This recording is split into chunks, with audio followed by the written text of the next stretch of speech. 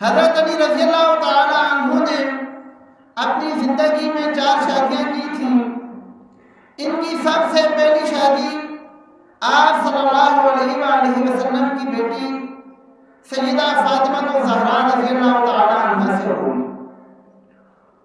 اور سیدہ فاطمہ الزہرا رضی اللہ تعالی عنہ جب تک زندہ رہی، حضرت علی رضی اللہ تعالی عنہ نے دوسری شادی نہیں کی، اور حضرت سیدہ فاطمہ الزہرا رضی اللہ تعالی عنہ کی تاریخ وفات آپ صلی اللہ علیہ وآلہ وسلم کی وفات کے 6 ماہ بعد ہے۔ اس وقت حضرت فاطمہ رضی اللہ تعالی عنہ کی عمر مبارک 28 یا 29 سال تھی۔ اس کے بعد حضرت علی رضی اللہ تعالی عنہ نے 3 شادیاں اور کی، جن سے حضرت علی رضی اللہ تعالی عنہ کی اولاد بھی ہوئی۔ اللہ رب العالمین نے حضرت علی رضی اللہ تعالی عنہ کو کثیر الاولاد بنایا تھا، اور کتب کے اندر نام لکھے ہوئے ہیں کہ حضرت علی رضی اللہ تعالی عنہ کے کم و بیش 14 بیٹے تھے، اور آپ کی بیٹیوں کی تعداد 14 سے زیادہ تھی۔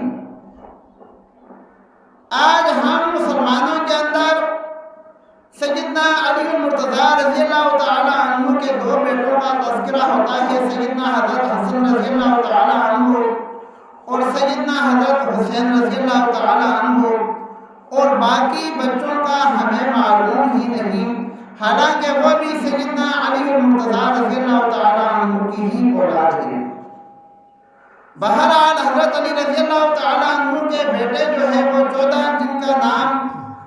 کتب کے اندر لکھا ہوا ہے، اور بیٹیوں کے بارے میں آتا ہے کہ وہ 14 سے زیادہ تھی۔ حضرت علی المرتضیٰ رضی اللہ تعالی عنہ 63 برس کی عمر میں آپ نے وفات پائی، اور رمضان المبارک کا مہینہ تھا۔ ابن ملجم نے صبح کی نماز کے وقت، جب آپ صبح کی نماز کو آ رہے تھے، تو ابن ملجم نے آپ پر حملہ کیا، آپ زخمی ہوئے اور شہید ہوئے۔ یہ سن 40 ہجری کی بات ہے،